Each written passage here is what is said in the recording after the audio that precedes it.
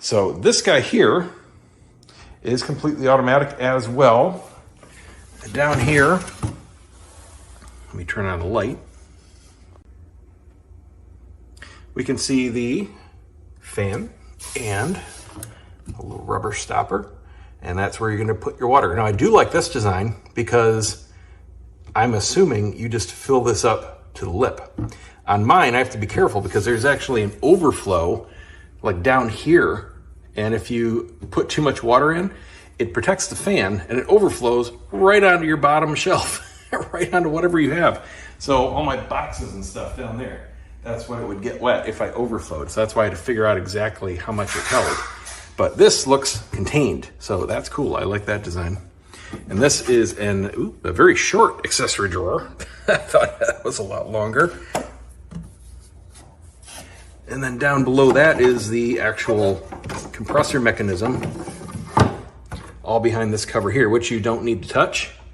And it's just for easy maintenance. Mine are all around the back, so I would have to pull that whole thing out from the wall. And I noticed the puppies are dragging my stuff everywhere. I would have to drag mine out from the wall if I ever needed to service it. But this is all right here for easy access. So you've probably noticed it's gold. The whole thing got this beautiful, like almost yellow maple. I don't know what you would call it. It's a veneer, but it looks gorgeous. The front is gold and it is very polished and it is mirrored finished. That's awesome. It also comes in black. So if you want a more traditional look, you're golden there, pun intended. And then on the sides, we have these beautiful inlays. It's veneer, but you know, looks great. And again, almost like a maple. Great looking unit. This thing is just finished beautifully. High gloss everywhere. We have hexagon keys, and they just lock down at the bottom into the slot there. Yeah, keeps out kids, little kids.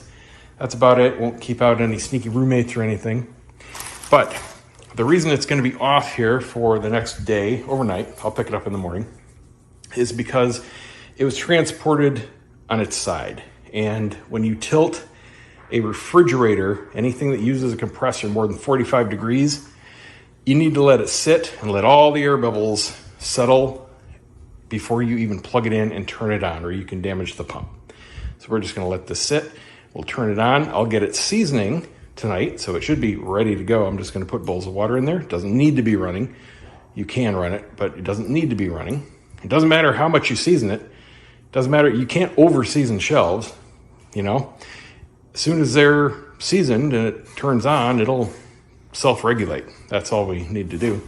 Let's take a real quick look through the manual. It's probably going to be pretty self-explanatory here. Safety precautions. Don't eat the cigars. Here's how to add the water. Yeah, put it in the filter. Max water is 7.2 liters. Are you serious? Do not operate it until the water up to 3.8 liters. Okay, so we got some Chinglish. No big deal there. 7.2 liters of reservoir in something this size? That's like 6 months at least? Holy moly, that is impressive.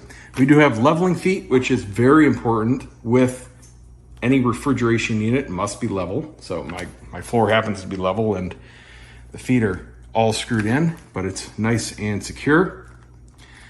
And let's see what else we have here. Yep, and that's just your manual pump for the water if you don't want to pour anything in there, since it's so shallow. Well, when you have cigars in there, you can't, or you probably don't want to, pull out 3 shelves worth of cigars. I guess you could. That might be actually easier, just to take a gallon jug of distilled water and pour it in there. Since the shelves just lift out, I probably won't use that siphon pump, come to think of it. And then we got some stuff about the screen. I'm excited to see what the screen looks like. Mine's a little low tech. And then we've just got some standard refrigerator troubleshooting, and that's it. My display up here, we got Rascal Time.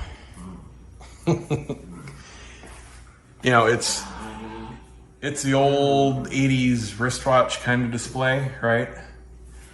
And I think this one is much more high tech. Let's see if we can see anything. It looks like an LCD. We've got our bowls of water in there. And through the magic of editing, it's morning time. Good morning, guys. So let's get this thing going. All right, so got a few cool things to talk about because I read the manual. I read the manual in detail, and I have some positive things to show you. I was wrong about some assumptions about some of these features. It's actually cooler than I thought. Let's go through it. So first up, I'm gonna take out these water bowls because it is nicely seasoned. I'll tell you what, this office smells amazing. Just amazing. Just smells like fresh Spanish cedar. That is just so strong. It's even got that real strong peppery aroma. I need 2 hands for this. These are big old bowls and I don't want to spill anything. Hang on. There we go. That's better. All right, now before I go over some of this stuff I discovered, I'm gonna plug it in. And no worries, it won't fully stir it up because there's no water in it or anything yet. This is exactly as I left it from yesterday. But I want to show you one of the cool features. Actually, 2 of the cool features. First up, this gorgeous freaking display. This is, I mean, on par with the best cell phone. This is a high-res, great contrast, very well laid out digital display. And it's a touch panel. And we have full freaking lighting with multiple modes. We have on, we have off, and we have a 30-minute delay. So you can set it to where this little light is blinking, which is the first tap, and it will turn off automatically after 30 minutes. If you leave it on, it's on permanently, which I don't recommend because LED lights, number 1, put off heat, and number 2, put off UV rays, unless you have a specific UV filter, and that can damage the wrappers of cigars. And that's why if you go into cigar shops that use particularly cheap strings of LEDs underneath the shelves, which look great, you'll often notice a fading of these cigars that are on the top of boxes underneath them. And that happens really quickly. It's the exact same thing as having direct sunlight through a window onto your cigars. So use LED lights sparingly. I mean, it's great for effect, short term, no problem whatsoever, but just don't keep them on 24/7 is my point. So I haven't done anything here. This is all out of the box. This little blinking Wi-Fi thing, I think they're using wrong symbols for stuff. I have a feeling that's a warning, and I'll talk about that feature in a bit, but that's for the submerged pump and mechanics, because that is why this has a huge reservoir, 7.4, I think it was, liters. That's huge. That's not all for humidification. That is because part of the actual mechanism is underwater. It needs to be underwater. And I think that blinking means it's way low and it's too low to actually run. Now they used an oil can instead of a water symbol, but that is talking about the humidification level. So when that goes out, you've got enough to actually run your humidification.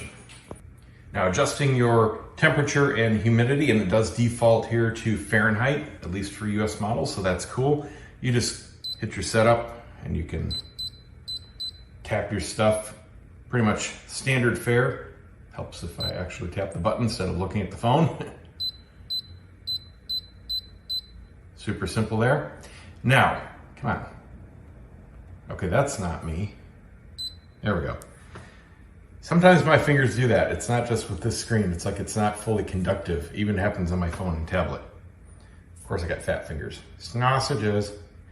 So, bear mode. This is something I'm pretty sure everyone is going to leave it in.